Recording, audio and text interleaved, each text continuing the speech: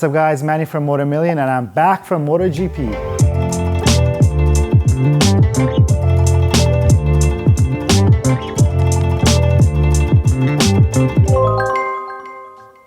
So guys, it's no secret that I'm a huge fan of MotoGP. I'm a big fan, and I've been following it for a very long time. As far as I can remember watching TV as a kid, it's not the cartoons that come to my mind. It's usually the racing that I used to watch, be it MotoGP or touring cars. But MotoGP was in Austin this year, as it was for a long time since it switched over from Indiana. And I got to meet a lot of you guys. It was amazing. It was really a big pleasure to meet a lot of you guys in person. The Ducati Island was just crazy, so many nice bikes. But obviously, we were all there for the racing, and I like to mingle around with the teams and get to see some of the backstage stuff. I have a lot of stories, but let me show you this. So I brought this little piece along as a memorabilia for myself. These will never get sold or put on eBay or whatever. For me, these are invaluable in terms of the price of these. What I wanted to do was that since we're working with the SP2 series for this year's MotoGP, I wanted to grab one of the tank covers, or the battery covers as some call this piece, from the SP2 and get some stuff signed. Obviously this is not the stock piece, this is just the one that would fit on there, but I'm not going to put it on there. And I got the team bosses to sign it and the riders to sign it. Unfortunately, there was one rider missing, Enea Bastianini, who's the new rider for the Ducati Corsa official team. He was injured, so we got another rider's signature on there. I'll tell you all about it if you don't know. But on the left side here, these are all the team bosses. This is Gigi D'Alena. He's who made MotoGP success for Ducati happen. As some of you know, if you guys have been watching for long enough, Ducati was not the best team around, far from the best team around, and they had their troubles. Gigi D'Alena turned them around to make it the bike in MotoGP right now. Everybody wants to beat Ducati. They have such a great bike. They figured out the power, and then it wasn't turning. They figured out the turning. Now it's just a monster machine on track. And this is Paolo Ciabatti. He's also one of the team bosses, and Davide Tardozzi. If you watch MotoGP, you have to see Tardozzi's reactions when they win. It's just crazy. He's jumping up and down. He's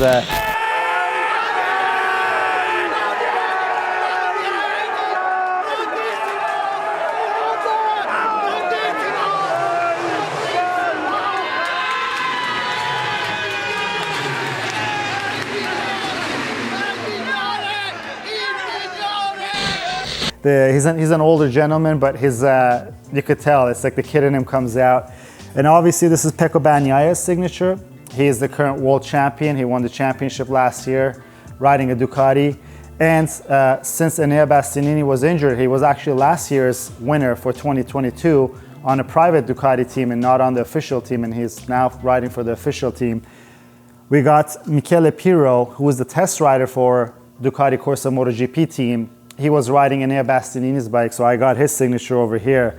So this is a really cool little piece. It's a memento from the 2023 MotoGP, and really, really cool to have it. I'm so happy about having this. But now that we're done with the MotoGP memorabilia that I got, let's tell you guys what we're doing with the SP2 series. I have the triple off. If you guys have been following along, we put everything back on there, but there was a little piece right here. So if you turn your upper triple over, you'll see that there is locator pins that's in place. And when we put this on the bike, there was just ever so slightly, probably like a 3 mil or 4 mil gap between the clip-ons and the upper triple. I think it should be right on there as it is, because on the stock clip-ons, it's just a locator tab, so it has an indent on your clip-ons that it just makes it go flush against this piece over here. And I took it off. I don't like to cut corners, and stuff like this bugs me quite a bit. So we machined these pieces down, and I want to say a huge shout out to Federico from TWM, who actually machined these pieces down for us, so now it's flush. We're going to put this on the bike, pull our clip-ons upwards for about that 3-4 millimeters that it was, and then we're going to move on to some other pieces like cooling ducts and our brake lever guard. I'll show you guys when I get to it.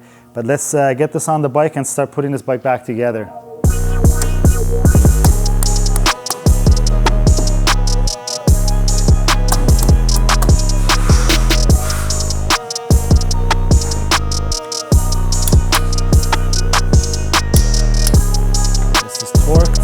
So now what we got to do is we got to pull these clip-ons up, and you can come and take a look.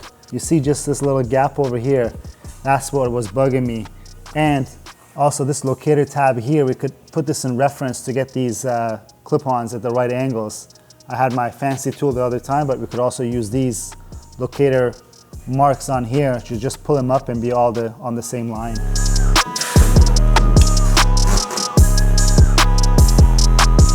As you can tell, I had to move the bike back, so move the handlebars around to access these pinch bolts. And luckily I have these very long Allen sockets that gives me just enough access so I don't have to take anything else apart to get to these.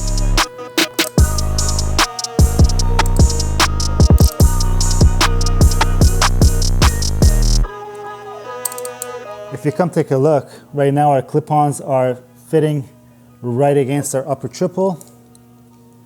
Again, it technically doesn't have to, because the clip-ons, you could, if your riding position is lower, it could be lower.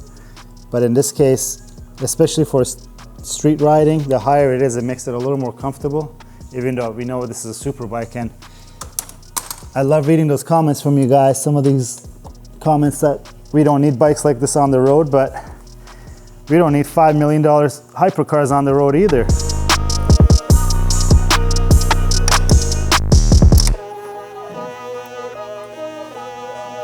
Since our triple is on, it's time to finish our clip-on setup. I think this is going to finish it off, guys. But what we're missing is our brake lever guard. These are the Fullsix carbon fiber brake lever guards. This is a gloss one. We do have them in satin/matte as well. The body of the bike is satin. If you guys been following along, we ran some gloss carbon pieces as accent pieces, and this is no exception. I'm going to run it in gloss.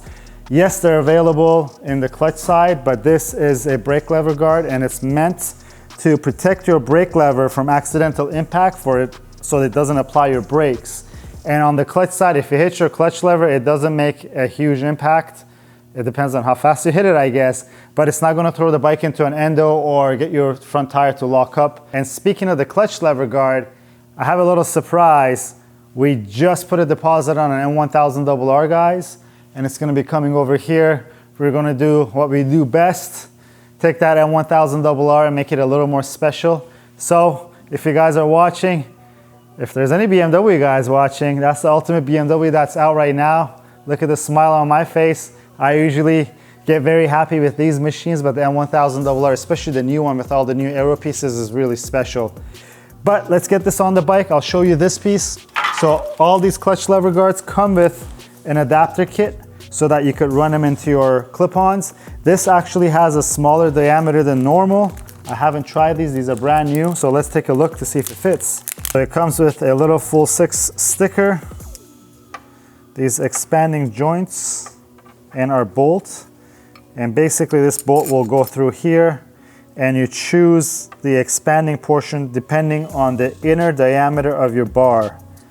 And in this case, I think we're going to be going with the smaller one. And this is it. I'm not going to go all the way, but let's try it.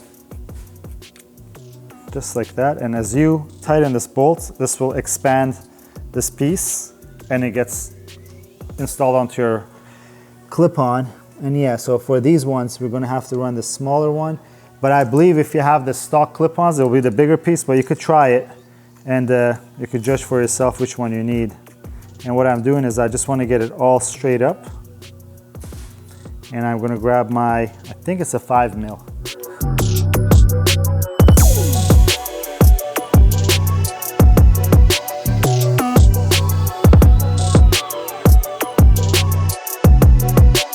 And don't worry, the bodywork's not on, but I really think that this gloss and satin way that we're going is going to look really cool.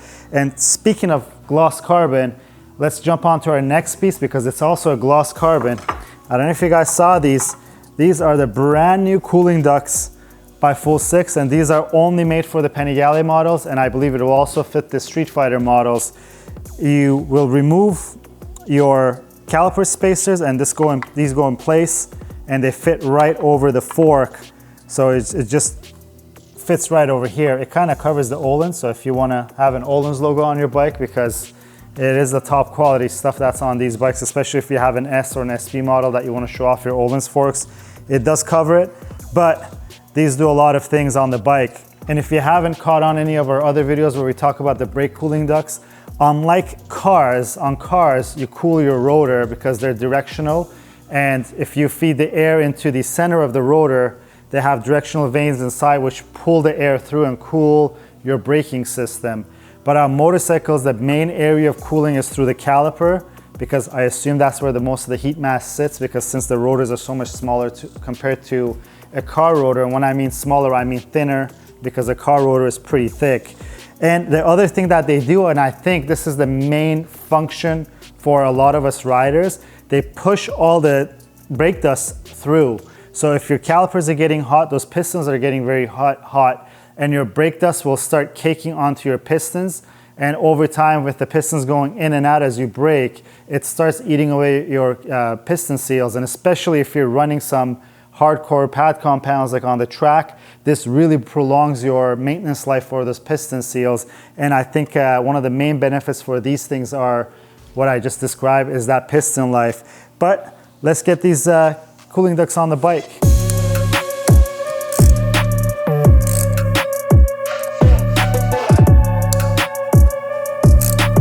Let me show you these prototype bolts. Let's first take the stock one. It's 43 grams, zeroed out. Our titanium one is 22 grams. It's almost half the weight, and that's 21 grams of difference. And don't forget, you gotta times that by 4. And let me show you something that's very important.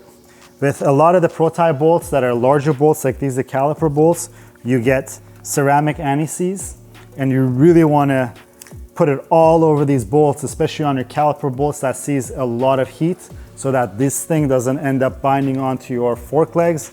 It's very common because when you introduce two different metals together, which the fork leg is aluminum and this is titanium, you might get some binding over time, and this might just fuse on there if you don't do this. So I can't stress this enough.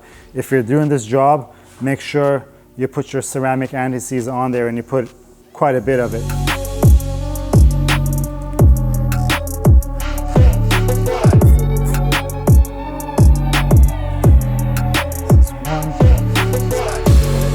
Guys, if you notice, my shirt has changed. We had a little bit of a technical difficulty.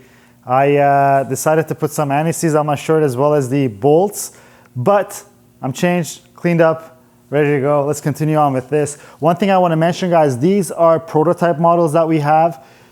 The ones that we have available on the website right now fit the non-S models and the previous models of the Panigale V4's pre-2022 models, and not the R models, because if you take a look, if your fork leg has these pressurized cartridges, I think that's what they are, or the pressure, whatever the cylinders in here, they're not going to fit. There's going to be a revised model coming out, which is based on these ones that I have in my hand. They're going to look exactly the same. It's just on the backing of them, it's a little change to make room for this recess area that's over here. So that being said, I'm installing it on this. If you have an SP2 or a 2022 or a newer one, make sure to read the description of the product you're purchasing. If it doesn't say it fits those bikes, it means that you're looking at the wrong model. Eventually they'll be out. It's going to be pretty soon after this video is released, but I want to make this clear so that you don't say, hey, we saw you put it on your bike, how come we don't get it? It's just this was the first one that we had just to test stuff over. But let's go ahead. I got the bolts pulled out already from the caliper.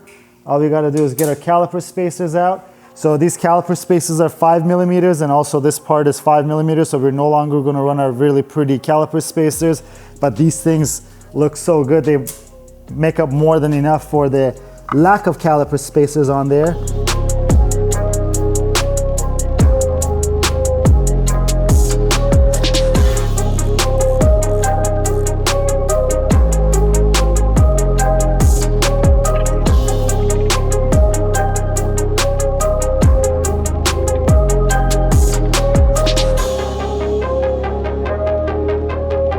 So guys, there you go, the bolt is snugged up. The caliper cooler ducts are right there. I think these are the nicest ones I've seen. And if you guys are watching and are not riding a Panigale V4, these are only for street fighters and the Panigale V4s, and also make sure that you check your fork legs for that piece that we showed behind us. But the fitment is spot on. It conforms to the fork leg beautifully. So I think this is it for this episode, guys. As you saw, we put our upper triple back on the bike. We put our brake lever guard, that's the gloss carbon piece, the accent piece that we did, and also our brake cooling ducts. On the next episode, we're gonna start picking away at other things before we start putting this bike back together. If you like this video, please give it a thumbs up. If you have any questions or comments, leave them down below. Until next time, guys, have a good one.